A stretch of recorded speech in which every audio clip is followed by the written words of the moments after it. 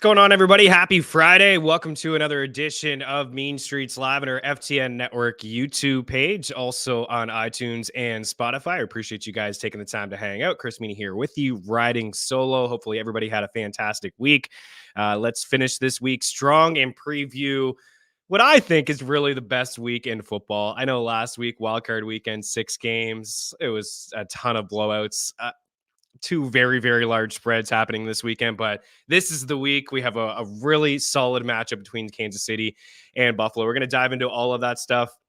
Bear with me here today. I've been battling a head cold all week long, really struggling. I was hoping to have a couple shows here for you this week, but unfortunately, it's just the one. But let's get after it today on the show. We are going to take just a quick peek at last week, just quickly, some takeaways from last week, what it means heading into this week. Of course, we'll look at the 4 matchups, talk picks against the spread, have some props for you guys, as well as some touchdown props, and we will dive into the one and done lineups as well for this week. And I know that everybody's kind of pools are very different, but if you have any questions at all, you can always hit me up at Chris Meaney, and you can reach out, meanstreetsftn@gmail.com. And let's see, let's get this up there. There you go. And away we go. For those that are listening on iTunes, like, what are you talking about? But you can always hop on over our YouTube page. We have a nice little family in here answering any questions that you have live on the show, circling back on these videos to answer the questions that you may have in the comment section as well. Steven's in the house. Likely a lock and one and done with Andrews out. I really do like Isaiah Likely. He probably will be pretty popular, but this is a great opportunity to play him. More on him in a little bit, but 5 touchdowns over his last 5 games. He's scored in 4 of the last 5 without Andrews. Yeah, I think it's a really good opportunity to play him. I don't know how much you need to think about other people in your pool. It depends. Like if you're in a large setting with, I don't know, say 60, 70 plus people, I think that there's about 80 people in the Sirius XM fantasy league. So if you're, I don't know, if you were behind in that league, maybe you'd be a little bit different, but points are points. There's still 2 more rounds after this. I think you just have to get them. There were some certain players that were going to be chalky last week, like Puka Nacua. You know, if you faded Puka, you certainly regret that. But I would say, yes, I wish that it was on Ferguson last week. Excuse me, I'm battling. 3 touchdowns, that would have been really nice. But Isaiah Likely, look at some of the other tight ends. Cade Otton this week. Cade Otton balled out last week. I think it was more about the matchup and the Eagles just struggling to tackle, and they've struggled against tight ends all year long. Laporta this week, I think he's in a good spot. More on him in a bit, but the Bucs top 3 in terms of catches and receiving yards allowed to the tight end position last week, kind of limited. He did have 3 grabs, only for 14 yards. I think this week he practiced in full all week long, so you got to feel a little bit better about him. I think Dalton Schultz is an interesting play as well. I don't think the ceiling clearly isn't as high as a guy like Laporta or Isaiah Likely, but he is also an option, and I don't expect the Texans to win. If you're thinking about moving forward, Mark Andrews should suit up next week, right? And then that, obviously Likely's usage rate will take a bit of a down tick as well. Kelsey's in there, Dawson Knox, Dalton Kincaid. Not sure, again, how deep your league is. You want to roll with 2 tight ends possible. Dawson Knox did lead all tight ends and wide receivers in receiving yards when Buffalo and Kansas City played each other. I think it was week 14 that they played each other. We'll get into all of this stuff, but I like Likely a lot. Like Likely a lot. Kyle Woods, good morning. Happy Friday, fam, to you as well. Daily Handle in the house, welcome in. Good morning, Means, and everybody. Kyle says Likely he'll probably be chalk. There we go. But seems like maybe our last chance to play him free of Andrews. Yeah, I agree. I think he's the best option. I think he's the best option on the board. I want to save some of these San Fran pass catchers. Like that's been my goal. I've talked out through my strategy last week. It's very similar. I want to save San Fran until the Super Bowl. I think as much as I didn't believe in the Cowboys and the Eagles, but those 2 teams getting bounced, you got to feel a lot better about San Fran's path. And it's no disrespect to Jordan Love. I'm going to give him his flowers in the Green Bay Packers and what Detroit is doing as well, mixed in with Tampa, who I think is live as a dog that could win this weekend. But I think you got to go with Mark Andrews. All right. I think we're all in. We're all in. Unfortunately, kept Cup in my one and done lineup last week. I know I came in here with Cup. I did move off of him. Um, any other things that change? I'm going to present my lineup in a little bit. Anything that changes, I will pop in the comment section and I'll talk about those changes. I know somebody reached out to me and asked me if I was still on a Chan with Mostert being back, and I said no. I moved off of him. We did have Aaron Jones. I think I went to Gibbs in that spot. We did have, my goodness, this is huge. If we had Aaron Jones with the 3 touchdowns, we absolutely love that. I appreciate you, Deesh. He's okay, man. He's battling. He had an ulcer. Um, the better half is dealing with it right now. I can kind of hear him in the other room.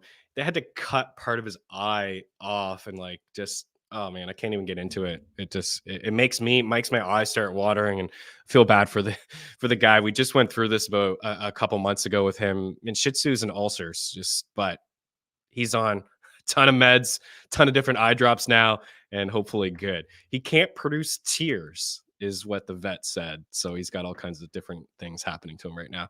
Deesh, go Pack, go. My goodness. How about Jordan Love? I mean, holy crap. He, for the Packers fans out there, he kind of looked like, bear with me here, but he kind of looked like Aaron Rodgers, just a little bit. Just some of the throws rolling out, the flick, the back leg flick, the one that he had to Wicks in the end zone. I thought was phenomenal. Jordan Love, really good stuff. What has he got? A 21-1 touchdown interception ratio over his last 9 games. And I think the Packers are 7-2 over that span.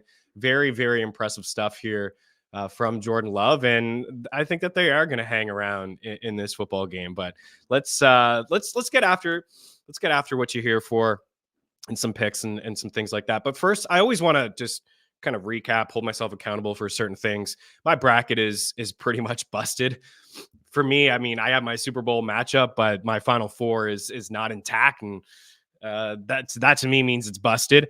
We'll start on the left side of the bracket. Man, I feel like such a sucker and a fool for picking Joe Flacco over CJ Stroud.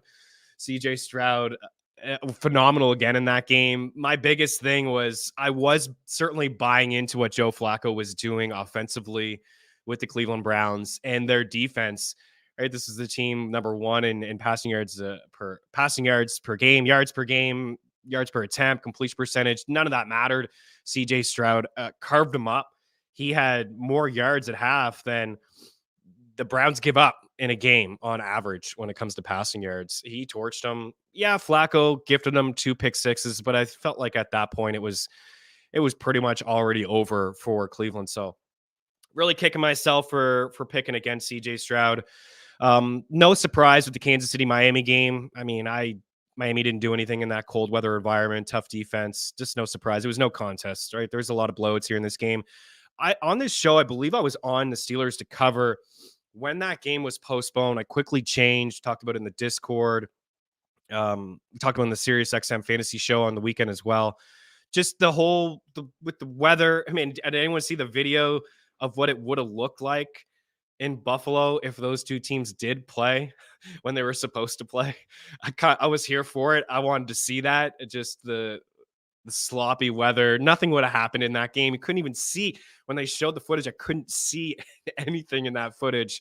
Would have been a really fun game. But that was part of my thinking, that we had seen a team in a brutal environment before go in and beat the Bills in Buffalo, only throwing the football 3 times. And credit to the Steelers. Like, they were in this game. You know, Mason Rudolph threw that pick 6 in the reds, or not pick 6, pick in the red zone. And then there was certainly one fumble there from George Pickens, but they were kind of in that game. Like, I'm not super impressed with what I saw from Buffalo in that football game. It was a 1-score game. They were down 7 with about 10 minutes left to go. Anyways, Bills get by, this squeak by. On the right side of the bracket, no surprise if you guys have been following my work here over the past 2 months. We've been fading the Eagles throughout this entire collapse. We were on San Fran, we were on Seattle. We were on San Fran, we were on Dallas, we were on Seattle, we were on the Giants to cover, we were on Arizona to cover, we were on the Giants to cover, and we were on the Bucs money line last week. I don't know what to say about Philadelphia. There's some stuff going on today inside the facility, and Lori's going to talk to Nick Sirianni and company. I think Sirianni stays.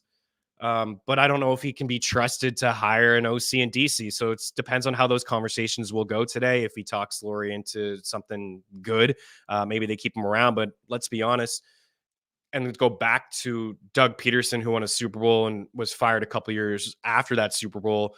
And apparently, according to reports, Philly was into keeping him as well until the conversations, I guess, went sour and they just moved on. So it's possible, could move on. Certainly the players have Nick Sirianni's back. It's the same things that we talked about. They can't stop the run. They couldn't tackle. No A.J. Brown. I think Sirianni deserves a little bit of heat for playing his starters week 18. I don't think there was any need to play his starters week 18. Cost them A.J. Brown. Had the finger issue for Jalen Hurts. 11 unblocked pressures in that game, the most in like 10 years, the most all year for sure. And they had no answer for it. Empty back sets, no motion, no bunch concepts.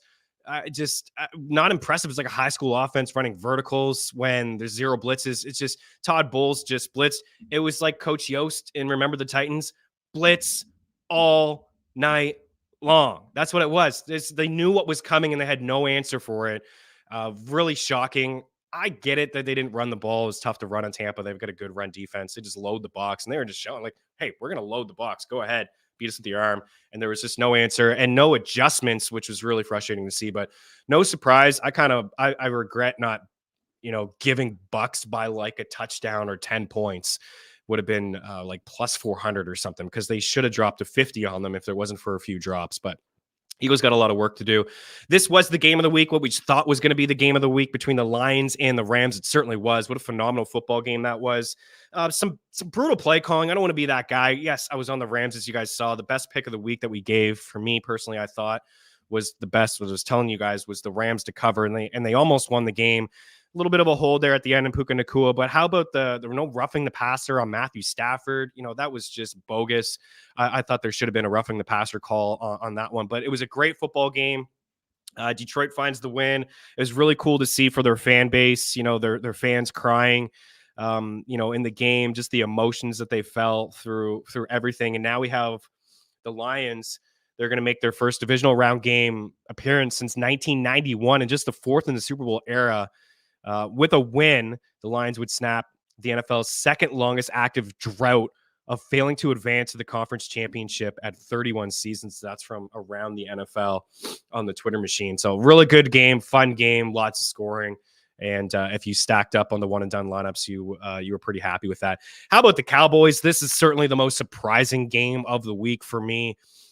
We said Green Bay cover. We talked about how Dallas would make their fan base sweat this thing out. Oh, man, that was certainly a surprise. And I'm really, really surprised that they're going to continue to go back to Mike McCarthy. And I get it. He's won 36 games over the last 3 years. And before they had Mike McCarthy, they had 500 records, below 500 records. They won the division this year. But the expectation has to be Super Bowl. I just don't know how they can go back to McCarthy, who was completely outcoached. Dan Quinn was completely outcoached. The average yard separation, on these catches were like over 5. There was no stopping Jordan Love. And again, respect to Jordan Love. He was great. He was phenomenal in that game. He was on point. But no real excuse for Dallas to get blown out like that. And why we called them frauds in this show is that they can't stop the run and they can't run the football. And I know, shout out to Warren Sharp, does some great stuff. We used to have him on the show all the time. Gabe Morency, Game Time Decision, over at FNTSY. Super sharp dude. And now he's picking on McCarthy and like second down runs, but that's how you beat the Packers. This is how everyone beat the Packers, right?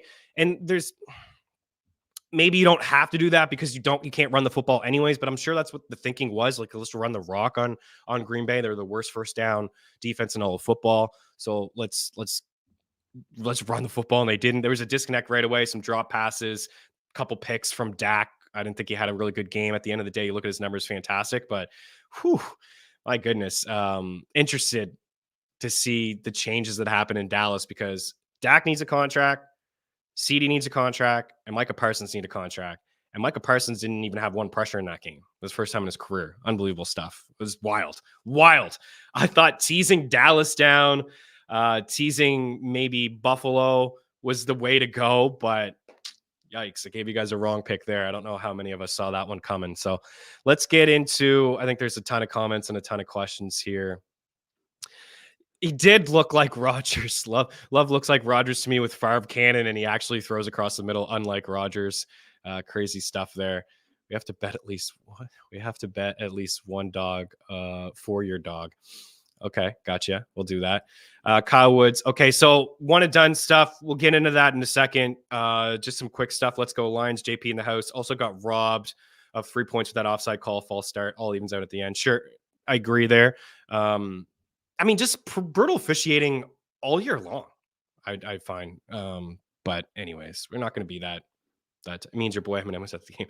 He was. Yeah, he was. He's on the sidelines. I saw part of D12 there on the sidelines there with him, and he'll be at the game this week too. Dan Quinn, point emoji. He's going to get a head coaching job somewhere.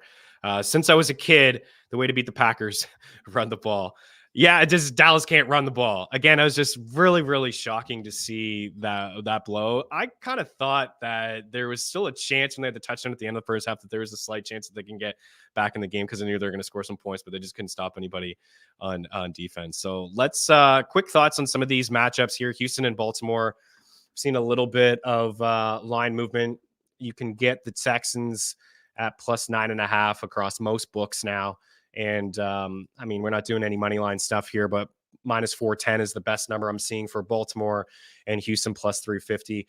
Again, CJ Stroud, I mean, this guy is he's lighting the world on fire. NFL records, right? Win the division, win playoff game.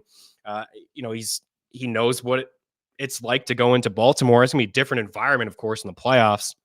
But his first NFL game was in Baltimore against the Ravens, and he was not fantastic in that game, but again, it was his first NFL game, and we don't need to look into that one too much. I actually like the Texans to hang around and stick inside this football game.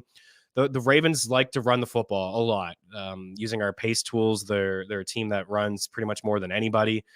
The percentage of runs, and the Texans do a pretty decent job at stopping the run. And hey, these two quarterbacks and Lamar and CJ Stroud, I mean, they got the same amount of playoff wins. Lamar's really struggled inside the playoffs. And I saw Aaron Schatz, of course, of FTN and DVOA stud, talk about Lamar being like the worst quarterback, DVOA quarterback in recent memory. But you can pass on the Texans. And I think ultimately I will take Lamar, the extra rest. Marlon Humphrey's not going to play in this game, but it's really, and again, it's kind of the same things that I said last week with the Browns defense, but the Baltimore Ravens defense, they just have playmakers all over the field, and Roquan Smith and Kyle Hamilton, Patrick Queen. They just have so many guys that can make plays. And I can't forget what they did to San Francisco. That is, in the back of my head. I think Stroud will do enough in this game with his arm to maybe there's a backdoor cover or keep this thing close, but they're going to need somebody else outside of Nico Collins to kind of step up in this football game. And I just don't know who that can be. It's too bad there's no Tank Dell, Noah Brown. Dalton Schultz may get a ton of targets, ton of play. So I'm going to lean with Houston in the cover, the 9.5. That's what I'm going to pick in my own spread pool. But I would be absolutely shocked if this run continued for the Houston Texans. So I'm going to lean with Baltimore winning this football game. We'll switch over to the other game that's happening on Saturday. Another kind of, according to Vegas, a lopsided affair here in the San Francisco 49ers is 9.5 point favorites.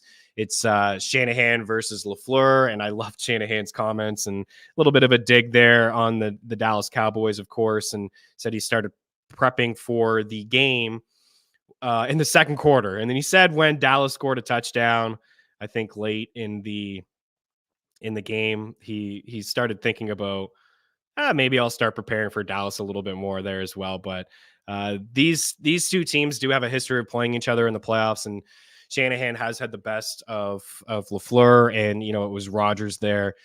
I mentioned the Packers and their defense is being 31st on defense on first downs. The Niners are first on first downs in the NFL. This is another one I kind of think is going to be kind of close. The total at 50, I kind of think it's a trap. Again, using our pace tools, both teams play pretty slow pace. They use a lot of the clock between snaps. So I'm a little bit hesitant to take that over, at the 50. I kind of lean to the under here in this game. But The rust versus rest, it's always a thing people talk about. I don't think that the Niners are going to be rusty in this game. They're prepared. They're going to be able to score points on Green Bay, and they're going to show up. Unlike Dallas, defensively, that they're going to be able to show up. But it's just such a large spread, and for what Jordan Love is doing right now, having Musgrave back, we called that on the show 5-1 for anytime touchdown. Having him back helps as well. I think he's a sneaky little anytime touchdown call again. They're going to have some issues running the football on San Fran. I know Aaron Jones has been great. That's part of why we were on him, but also mixed in with the Dallas Cowboys not being able to stop the run. But Aaron Jones has been phenomenal over the last 4 games, and I'm sure they're going to continue to feed him out of the backfield. I just don't know. Jair is questionable now. I just don't know where they're going to be able to stop. And, if they get pressure on Purdy, blitz him. Purdy's the best quarterback in the NFL against the blitz. He gets the ball out quick in the play calling. So Ayuk is going to be a handful, I think, this week as well. And we know that CMC is a handful. So I hate to come in here and just be so chalky, but I am going with the dogs in terms of covering with the points. I think those are pretty high numbers. It's a large spread. So I think Green Bay will hang around in this game. Kansas City and Buffalo. Again, I wasn't super impressed with the Bills win. I know they got it done, and the defense has been playing pretty good. It was a 1-score game in the fourth quarter there. Kansas City's defense is phenomenal. It's fantastic. This should be an unbelievable game. This is what we want. This is what we've always wanted, right? With these two teams, we've seen this before with these two teams. Of course, we have the playoff matchup with like 13 seconds. Everybody remembers that when Tyreek Hill had a catch and Travis Kelce had a catch, and Casey was able to force that game to overtime after Josh Allen had just had an unbelievable game with Gabe Davis and companies. This one should be really good. It's the first game on the road for Patrick Mahomes. We've been used to seeing him at home. He has played in Buffalo before, but there were no fans at the time, right? The COVID times, there were no fans. So it should be a different environment for sure for him. It's going to be really, really rocky there in Buffalo. It doesn't sound like it's going to be sloppy weather, not too cold, nothing like what we saw in Kansas City against the Miami Dolphins. I like the Chiefs here. I know I had my bracket Buffalo winning this football game, but I'm waiting word on some of the Buffalo defenders. It sounds like Douglas is going to be able to play in this game. Just looked to me like dudes were dropping like flies in that game in the secondary, and they've been like, credit to the Bills. They've been out without a ton of their key players, and almost the entire season, certainly in the second half, and their defense has been fantastic. Josh Allen's been great as well. I like the fact that they're not one-dimensional anymore. That's why I was kind of feeling Buffalo heading into the playoffs. They can run the football. James Cook was really good in that matchup against Kansas City when these two teams played a couple weeks ago, and Buffalo was able to squeak that one out. I just think the biggest difference here is and I get it, everybody's sour on Kansas City offensively. They're all sour on KC. It's the defense. It's the defense, and I don't want to be too hard on Josh Allen, but he's kind of prone to making mistakes, and that may cost him. It may cost him when the game is on the line, if he has to throw the football. Mistakes are happening in his game all year long. They've been happening. It's kind of been some of the reasons why they needed to play must-win football down the stretch. I like the Chiefs here. I really liked their game against Miami. I get it was Miami, but their defense stood up. Rashee Rice, Travis Kelce was fine, and I know doesn't look like the same Travis Kelce. Isaiah Pacheco is a beast. You can run on Buffalo. Andy Reid, the experience. It should be a fantastic game. It should be, I think, the game of the week. A lot of points scored, but I am leaning with Kansas City in that game. There's a lot of comments here. You could tease down the Ravens. I agree. I don't think the Ravens lose. This is what we talked about teasing down last week. We thought that it was a lock to tease down Dallas and Buffalo, and it just didn't work out that way. But I think, teasing, you don't even need 2.5, I think, on both. You could tease the Ravens 2.5, tease the Niners 2.5. I think both of those teams are certainly going to win by a field goal on the money line. Packers definitely cover, and I agree. I think that they will too. I like just the way that they're cooking right now on offense, playing really good football.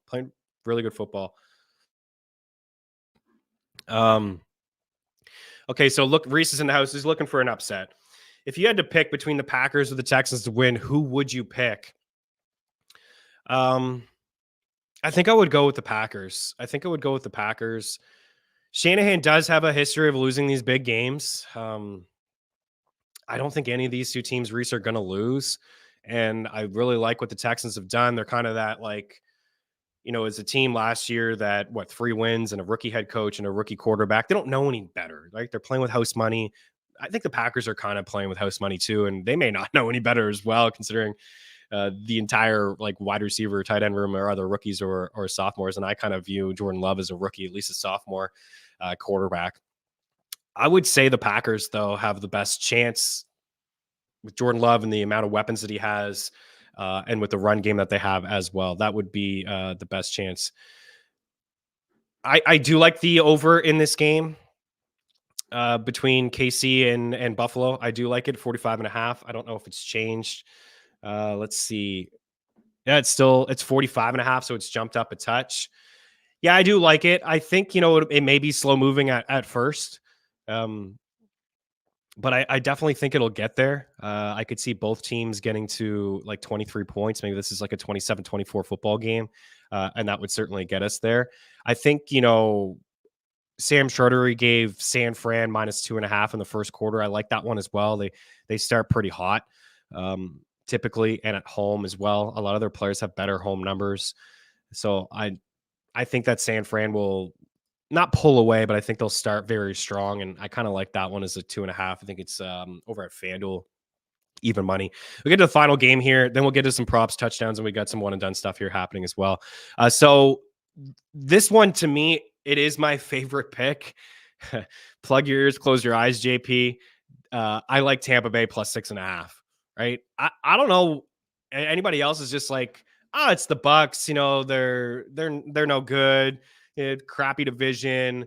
Offense isn't good. It's Baker Mayfield. They look overall at the statistics defensively, among the worst in allowing yards per attempt and passing yards. They're just not a really good football team.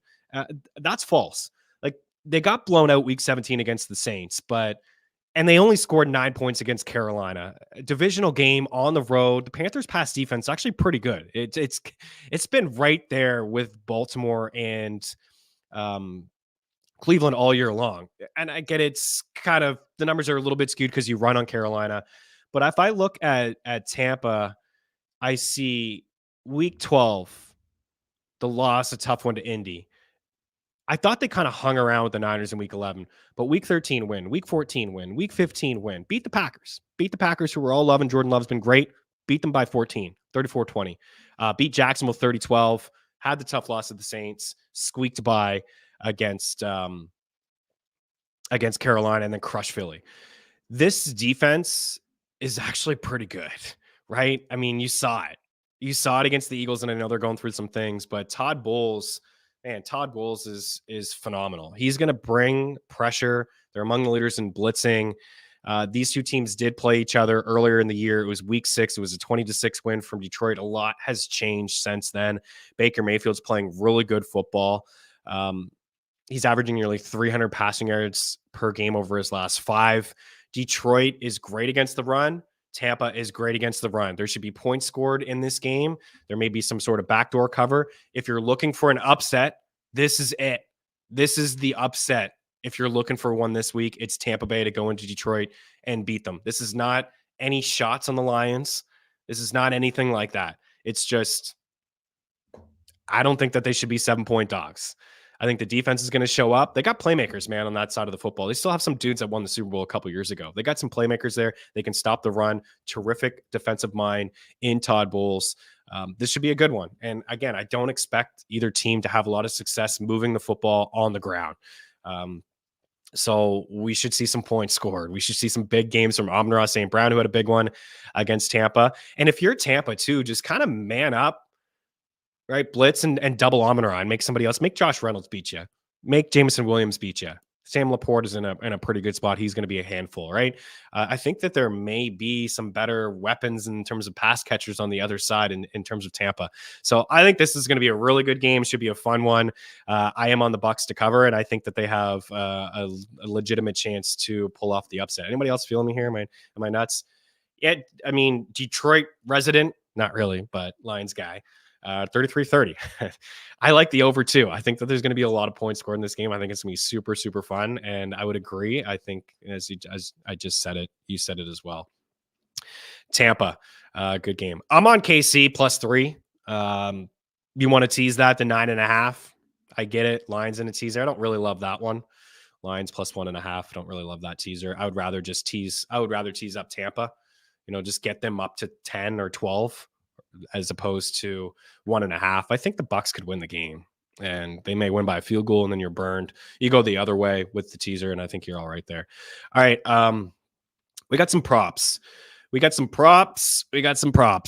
week was okay. I think the Monday night game wasn't fantastic. We jumped in the tracker. We were on Devontae Smith in terms of catches and yards, but didn't have that one on the show. Just didn't know at the time about the status of AJ Brown. So we're going to start here with Rashee Rice at over 70.5 receiving yards. This is the number that I got when I put in the tracker. I don't know, guys, if it has changed or not. Use the prop shop over at ftnbets.com to get the best possible number, save you a lot of time, save you a lot of cash. I think there actually may be a 68 out there. I think he tops 80 receiving yards. What I've noticed over the past couple of weeks is everything inside Kansas City's offense is just running through three guys. It's like they've phased out all the quote unquote, I don't want to call them what I was just going to call them. They phased out everybody else that has just kind of let them down inside this offense, right? Mahomes is throwing the football to Rashee Rice. He's throwing the football to Travis Kelce, and they're running the rock with Isaiah Pacheco. It's going through three guys. I just feel like Mahomes and Andy Reid have just phased out all the players that have just let them down. It's like a couple odd catches, for Watson and Noah Gray, but for the most part, it is Rice and even Kelce. But for Rashee Rice, 130 yards and 12 targets last week. He had 127 yards in his final regular season game. He's top 70 receiving yards in 4 of his last 5. He's averaging 9.7 targets, 7.2 catches, and 92.5 receiving yards over his last 7 games. It's a large sample size. He's had 9+ targets in 6 of those 7, and he's had at least 10 targets in 4 of them. Rice caught all 9 targets in the Buffalo matchup in Week 14 for 91 yards. The Bills secondary gave up some big plays last week. They suffered some injuries in the secondary, as I mentioned. On top of that, Rice is among the leaders in yards after the catch. It just takes a couple grabs. He's so explosive. A couple grabs here and there, a couple slants, bubble. Those things are happening. I get McDermott's going to be focused on Rashee Rice, right? And I think it's going to be hard to take him out of the game. So Rice, 653 yards after the catch, ranks 4th in all football. I like Rashee Rice, and we've been talking about him all year long, right? We've been riding this out over this current run. He's among leaders in red zone targets. He's scoring a touchdown every other game. I like him again this week to find the end zone. You'll see that in a second. Mike Evans, over 64.5 receiving yards at -110. The Lions allowed 181 yards per game to wide receivers, the 3rd most in football. Tampa 4th, by the way. That's why we're talking about a lot of points. 2 good run defenses. Secondary's got some holes to give up some big plays. Puka last week, right, had the big monster game over 100. Justin Jefferson, 192 in Week 18. CeeDee Lamb, 227 in Week 17. Jefferson again had 119. Baker Mayfield. Oh, yeah, even more to that. Justin Jefferson, 141 in Week 16. How about Jerry Jeudy and Cortland Sutton? 70+. In Week 15, Chris Olave, 119+. They're just giving up some big plays in the secondary to some pretty good wideouts there, apart from Jeudy and Cortland Sutton. Shots fired at Sutton. He had a pretty good season. Baker Mayfield, 300+ passing yards in 3 of his last 5 games, 280 in 4 of them, averaging 290 over his last 5. The Lions, 7.8 yards per attempt, 3rd. Actually, that's the 2nd worst mark in football, just behind the Bengals, and they rank 27 in passing yards allowed as well. I have a little bit more faith in Mike Evans than Chris Godwin. I think he's in play as well, but don't look into last week too much. Mike Evans had a couple bad drops, uncharacteristic bad drops.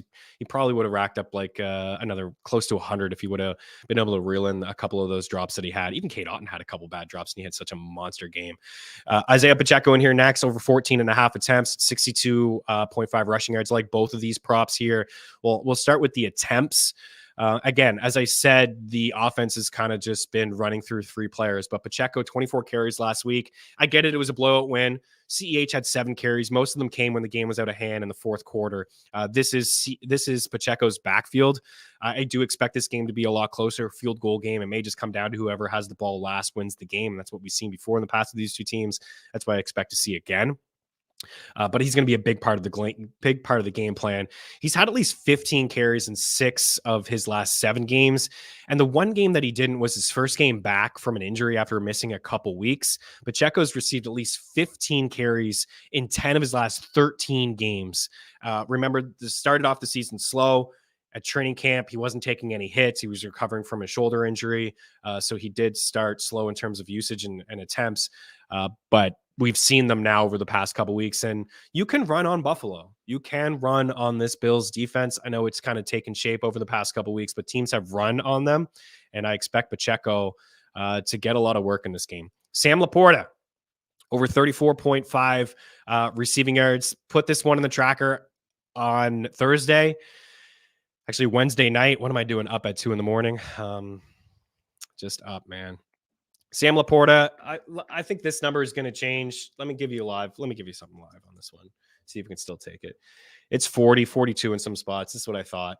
I would still take the 40. The 40's over at Bet Rivers. Again, we had the 365 here at 34.5 minus 110. I would take anything. I think he flirts with 50 receiving yards. I would just jump on it now, the 40.5. I would maybe stay clear if it gets up to like 47.5 or 46. I don't think it'll get that high, but I mentioned Laporta. He wasn't practicing in full last week leading up to the game, kind of limited, only had 3 targets, 3 catches for 14 yards, practiced in full all week. So I feel better about attacking his props here. And the Bucks, the secondary, again, issues, but against tight ends, they've really struggled. The third most yards to the position at 61 per game, and the second most catches to the position at 5.9 to tight end. So I am in on Sam Laporta. I'm also in on Amon-Ra St. Brown, but I'm not breaking any news there with Amon-Ra. The guy who gets like 100 yards every other game. James Cook, over 16.5 receiving yards, minus 110. We're trying to give you a prop for every game here. I don't think we haven't hit on the Texans one yet. We will. We got something there for you guys. As for James Cook, quiet 4 games in a row when it comes to his work in through the air. 7 catches over his last 2, but only for 21 yards. However, Cook was a big part of the passing game when these two teams played each other in Week 14. He had 5 grabs, 5 targets, 83 yards through the air. Casey was able to limit Stephon Diggs. I think that they will again with Snead. I really do believe that they can take him out of this game. He's been very quiet too over the past few weeks. This is part of my thinking with KC in this game. Somebody else needs to step up for the Bills, whether it's Kincaid. And that's kind of why they drafted Kincaid, I think, for this game. Like for this matchup, to beat KC, right? To have another weapon in Dalton Kincaid. Maybe they like the wide receiver that went off the board. They grabbed Kincaid, who's a mismatch. This is why I kind of like him this week. Him and Dawson Knox will be a big part of the game plan. But again, in that game, Diggs, 4 catches in that game, ranked second. It was behind Cooks, but he only had 24 yards. Knox had 36 yards, which ranked second behind Cook. I think I call him Cooks. Cook. And we've seen a running back against Kansas City top 16 receiving yards in 4 of the final 5 regular season games. I know there was one game there. I think I just didn't include that game against the Chargers, but there were 2 Chargers backs that had it, but dudes weren't playing in that game for KC.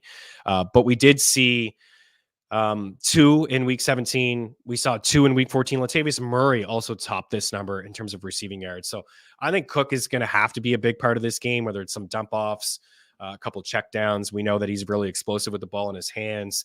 And I just think that they're going to have to throw the football to some other dudes not named Stephon Diggs. We got Brendan Ayuk here at over 67.5 receiving yards, minus 112. For I don't actually have a ton of analysis on this one, besides the fact there's a couple things that I like. He's going to be up against Carrington Valentine, and there's no shots fired at him. He's been a nice corner, done some good things. He's allowed 0.97 yards per route run covered, which ranks inside the top 10 of any corner this week. This is the second best matchup according to our wide receiver cornerback matchup tool. They play a lot of high single safety there in Green Bay, and I think that IU could kind of beat them over the top. He is second in the NFL in yards per catch at 17.9. He's just behind Pickens, but he's had more catches, more targets. This is pretty much first, in my opinion. We have Ayuk for 72 receiving yards in our tracker, so there's a little bit of an edge here, but he's topped 104 of his last 5 games. And I don't know how much you can look into this, but for whatever reason, his numbers are better at home, more receiving yards, yards per catch, and just, I think, really like fewer targets. But again, San Fran's been a really dominant team. at home. And then a couple others here. There's some comments. Is there a line? Is okay, Dixon in the house. Is there a line in Bill Goat Belichick being the Falcons' new head coach?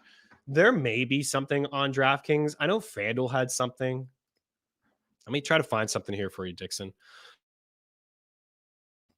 There's usually some fun stuff over at DraftKings. Let's see. I thought he was 2-1 on FanDuel. I thought I saw that pop up on social. Is it something that you think is going to happen? He had a second interview with them. I wonder, like, how do you have a second interview? I just feel like Belichick is interviewing San Fran or interviewing Atlanta. He's minus 300. Wow. According to DraftKings, next team, Bill Belichick. Who will he coach in week 1? Atlanta's minus 300. Whew. Any other team is 5-1. Not the head coach of any team is 6-1. Commanders are 12-1. Chargers are 16. Titans are 25. Carolina at 40-1. He's not going to go Carolina. The Giants at 150-1. The Jets at 150-1. Jim Harbaugh minus 250 for the Chargers, and Falcons are 7-1 there. I mean, according to Vegas, sounds like minus 300. I don't know if that's a prop you want to bet. You probably missed out on the 2-1, but yeah, I think that would be great for the Falcons. I know they've tried to hire, like Arthur Blank has tried to hire. He's tried to do some big hires, right? Like he tried Nick Saban, I believe, a couple years ago and a few years ago, and he tried somebody else. Is slipping off the top of my head here, but yeah, it does. I mean, it does sound like that's what's going to happen there. But they need a new quarterback. They do. They need a new quarterback. They got all kinds of pieces there. There's some nice pieces defensively. I mean, they got Pitts, they got London, they got Bijan. So they got some nice pieces there. If you believe the reports that he wants to go to like, well, I forget the exact wording, like an underachieving team, but a team that has some talent, but they've underachieved is probably the Falcons, but they need a new quarterback. Hey, man, if it's Kirk Cousins, imagine if Atlanta gets Kirk Cousins, man, I'd just be in on everybody on the Falcons offense. I'll be in. So those are the props. A couple more that I didn't really dive too deep into, but Rashee Rice over 70.5 receiving yards. Mike Evans over 64.5 receiving yards. Isaiah Pacheco, 15 rushing attempts and over 62 rushing yards. You got Sam Laporte over 34.5. I got James Cook at over 16.5 receiving yards. Oh, yeah, Josh Allen at over 42.5 rushing yards. This is just what Josh Allen does, and he does this in big games. We had the over on his rushing yards. We got burned on the rushing attempts at over 8.5. He was stuck on 8. I thought we'd get a couple more tush pushes from the old guy. 74 rushing yards. Last few games, 74, 67, 44. He was pretty quiet in the game against the Chiefs, 81 against the Eagles. Right, he's just a guy that likes to call his own number. We saw the fantastic run that he had in the end zone when he scored a touchdown. So you know that he can do this on like one or two. I actually like Mahomes too at over rushing. It's like both of those quarterbacks. We just see them in big moments kind of call their own number. Ayuk at over 67.5 receiving yards. Zay Flowers at over 47.5 receiving yards. This number will probably move now that we know that Mark Andrews is not going to be playing in this football game. It was one of the first bets I put in the tracker were the Bucks at 6.5, the Chiefs at +3, and then Zay Flowers at 48.5. I didn't expect Andrews to play. Flowers, 106 yards and 72 yards in his last two games. A lot has changed since they played week 1. As I mentioned earlier, Flowers had 9 grabs, 10 targets, and 78 yards. In that game, there was no Mark Andrews. The Texans ranked 23rd in passing yards allowed and 30th in yards allowed per attempt. And again, Andrews there is a big boost to Zay Flowers and Isaiah Likely. Didn't see any props on Isaiah Likely, just the touchdowns, and we'll get to that in a second. But Flowers ranks 16th in yards after the catch, so we know he's pretty explosive. And then Amon-Ra there. We have him for over 100 yards, receiving yards for Amon-Ra St. Brown. I think that definitely the focus for Tampa will be to maybe double up on him, but they're going to continue to bring pressure. The difference between Detroit and Philly is a lot with the play calling is they're going to get some dudes over the middle of the field. That's how you beat the blitz. Get some dudes over the middle of the field. Amon-Ra is great at that. Josh Reynolds is kind of sneaky. I think Jameson Williams kind of sneaky as well. And he hasn't been running the same kind of routes with Jameson Williams. Like it hasn't been early in his career. I mean, it's still early in his career, high A dot, but I've noticed over the past few weeks, and maybe JP can attest to this as being a Lions guy, this is some different routes that he's running, shorter A dot, kind of getting him involved in different ways. So that's going to be the focus. You know, I'm sure they're going to try to run the football. I think Gibbs is going to be a big player as well in this game. I didn't have him in the props. I mean, I give too many props, but I think if you're looking for one outside of Amon-Ra and Laporta, Gibbs, in terms of catches and receiving yards, get some quick catches out of the backfield for him, a couple slants, some bubble screens and things like that. His game plan is going to be much better for Detroit. than what it was for Philadelphia. Here's the touchdowns, and we'll wrap up with the one and done lineup. Some of these are little, like the odds aren't great, but like I said last week, we're just trying to, get some winners here, right? I don't totally care too much about, here's an 8-1 touchdown. Like, great. We did hit some long shots last week. Luke Musgrave at 5-1. We had that one. We actually did pretty good with some of our touchdown calls. Rashee Rice is just always on the board for me. Again, among the leaders in yards after the catch and red zone targets. And he's been a touchdown machine this season, especially actually pretty much all year. He's been like the go-to guy for Patrick Mahomes inside the red zone. Mike Evans at plus 110. I was back and forth on which Niner to take. I think that Ayuk is also in play. Kittle's got the best odds of the three pass catchers there. CMC just can't really bet as a single. You can do something like this in a parlay with Rice, Evans, and Samuel. Debo just scores, right? I mean, hashtag analysis for Debo Samuel, but he's an absolute mismatch. I think that Jair will be on him. I think that's going to be the matchup. But for Debo, it's 7 receiving touchdowns and five rushing touchdowns. He got 12 touchdowns, and down the stretch he was just scoring. You go week 10 touchdown, week 11 nothing quite week from week 12 touchdown, week 13 3 touchdowns, week 14 2 touchdowns, week 15 2 touchdowns. Baltimore, they didn't move the ball at all, nothing. Week 17 against Washington, touchdown. He's just really been a touchdown machine here down the stretch. And when they get inside the red zone, kind of been using him as well. Josh Allen rushing touchdown, Gus Edwards rushing touchdown, Sam Laporta at plus 180.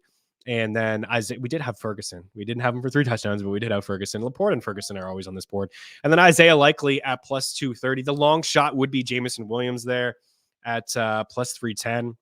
I think Musgrave is also very interesting as a long shot, is a guy that gets some looks inside the red zone. And because of all the weapons that are there in Green Bay, and even his 17.5 receiving yard prop, I think is really nice. I'm going to be in on that one.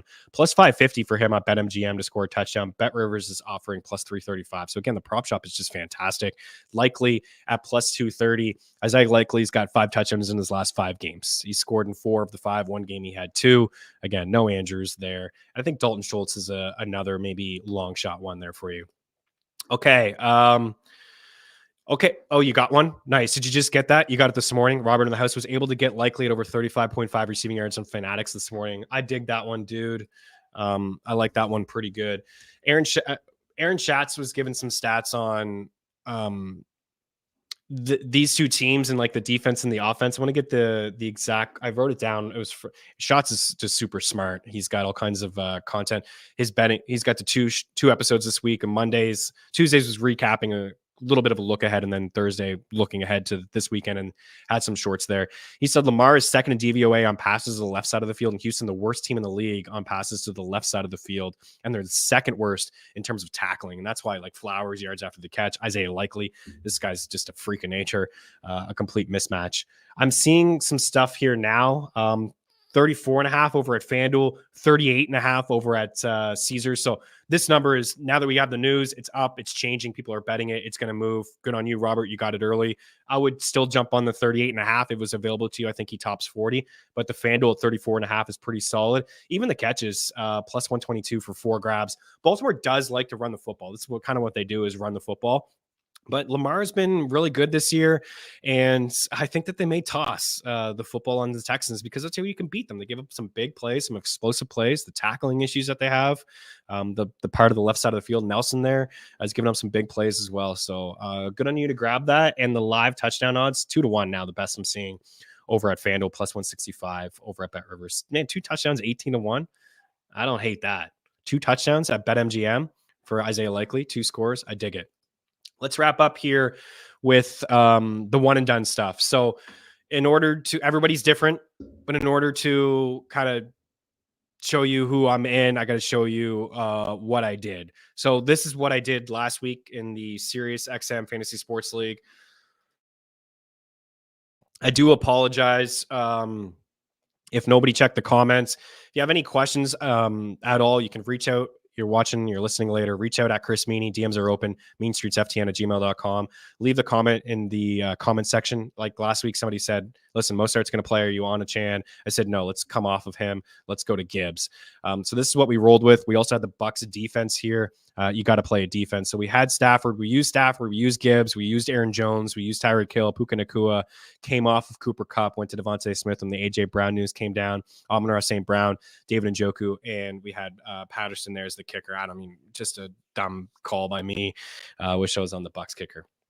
So this is what I'm doing this week. I've kind of changed my philosophy just a little bit. I said at the start of the season that I was in on really attacking the NFC and then saving whoever made it out of the AFC in the Super Bowl. Now I've changed with some of the losses that have happened in the playoffs. The Cowboys losing.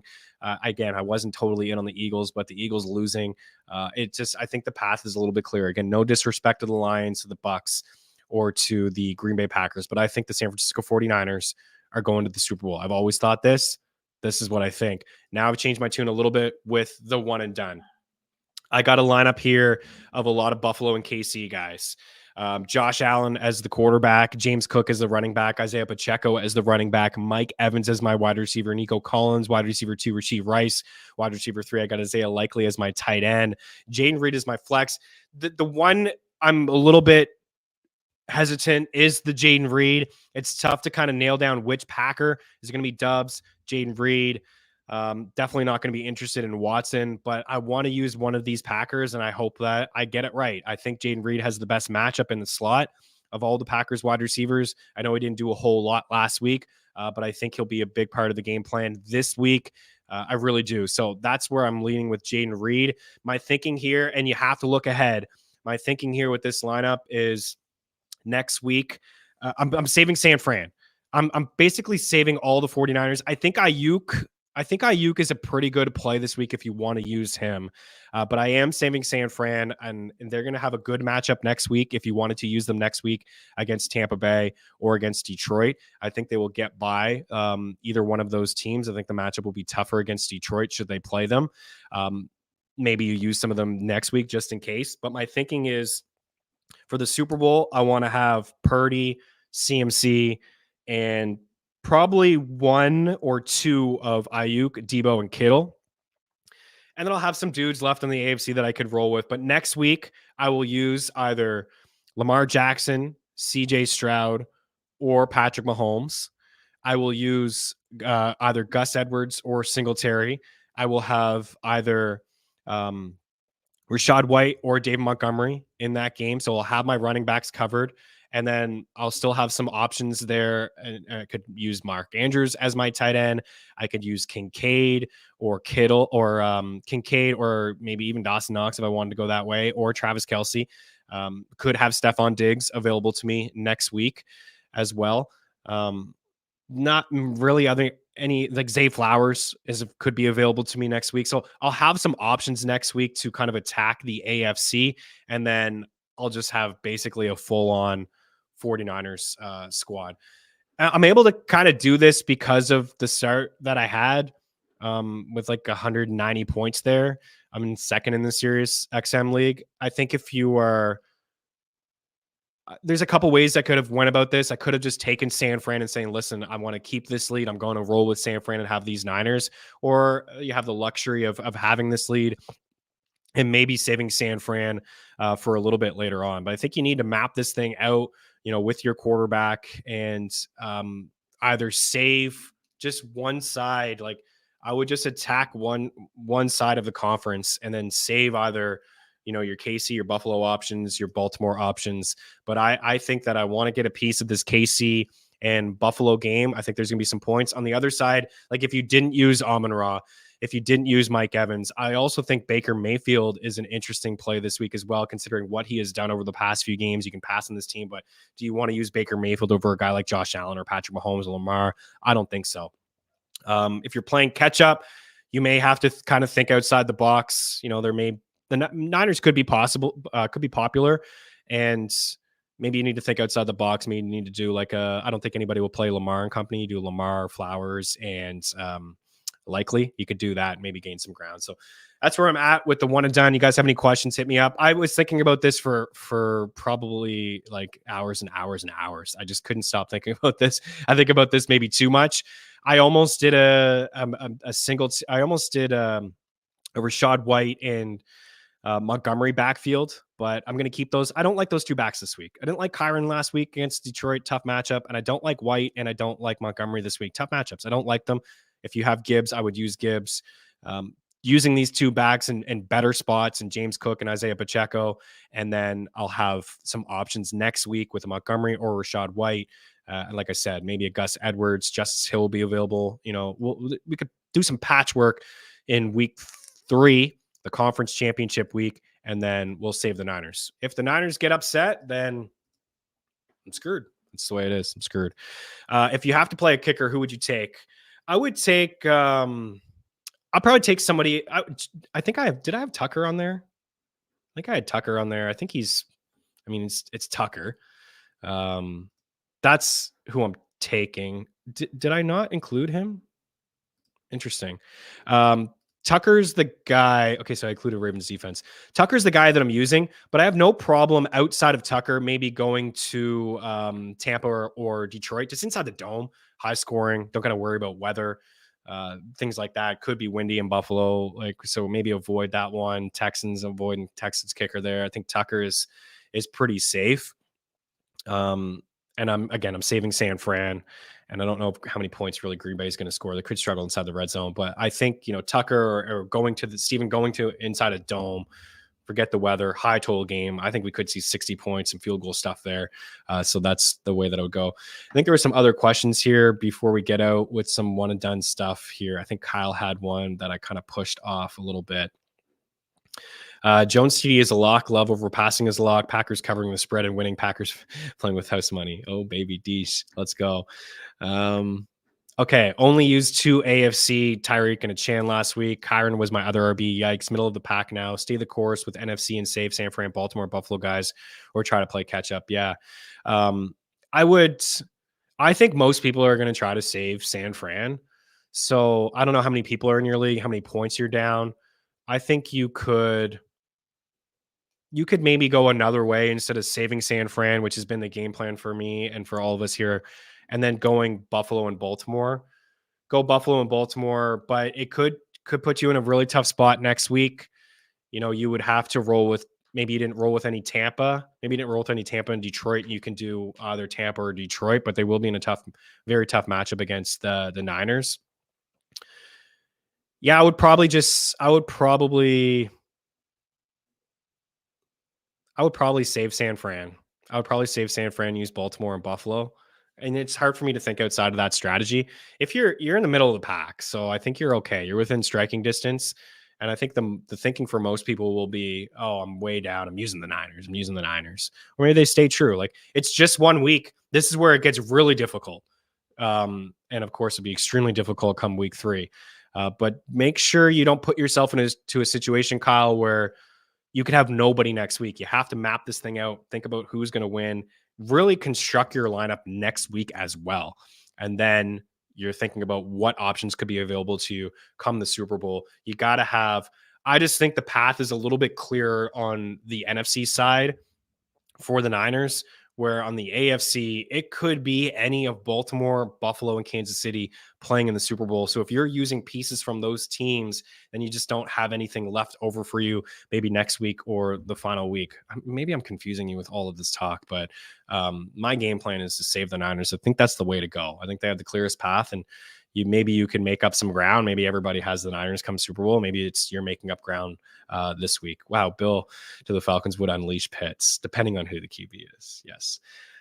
Just from some extra context here about the Lions Bucks week 16, Detroit was out Branch, Gibbs, and Jackson. They were without a bunch of dudes. They still won the game 20-6. Yeah, you're right. Tampa, both teams are very different. A lot has changed. I heard Campbell talk about it. Tampa's very different. Detroit's very different. I forgot about Branch. I knew Gibbs didn't play, and Jackson. They still won the game. It should be a good one, man. I think it's going to be really good. That's the upset of the week for me for me this week. All right. I think we've gone long enough. Appreciate you guys taking the time to hang out with me, bearing with me with the head cold, probably talking in circles on the one and done lineup. Hopefully I didn't. You guys have any questions on who to play, strategy, hit me up. Again, at Chris Meaney, comment section here. I'm pretty sure this is exactly what I'm rolling with besides the Jaden Reed thing. I'm kind of on the fence with Jaden Reed. I want to play a Packer. I just feel a little bit better about him than Romeo. So that's kind of the way that I'm going here. I want to play Evans. I want to play Nico. I'm, regretting not playing him last week. This is a matchup where you can play him. And then definitely want to play Rashee Rice in that matchup too. I'm a little hesitant about Stephon Diggs. Not sure if he's going to have a really nice game there. Good luck to you guys. Thank you, Steven. Good luck to you this week. Appreciate you guys taking the time here to hang out, giving some picks, giving some props. We will be back next week. We'll be back on Monday to break it all down. We'll get an early look at the conference games. We'll be with you on Monday. I know I haven't been the past couple of Mondays, but we'll be here on Monday to break it all down. And hopefully you guys have a fantastic week of picks and props and just enjoy some football. Just enjoy some football, man. It should be good. I'm here for the upsets too. Like, as much as I'm talking about the one and done lineup, I am here for the Texans and the Packers and the Bucks. I'm sorry, JP. I am here for absolute chaos. There's one more there. Aaron Jones is a flex. Have some wide receivers, running backs as of now. Yeah, I think you could play Aaron Jones, right? Just kind of tough matchup. Missed out last week.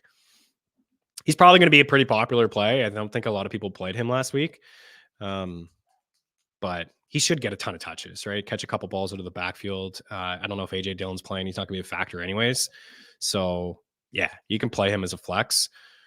I don't think that they'll match, that they'll advance. Appreciate you, Alan. We'll talk to you guys soon. Have a good one. Cheers.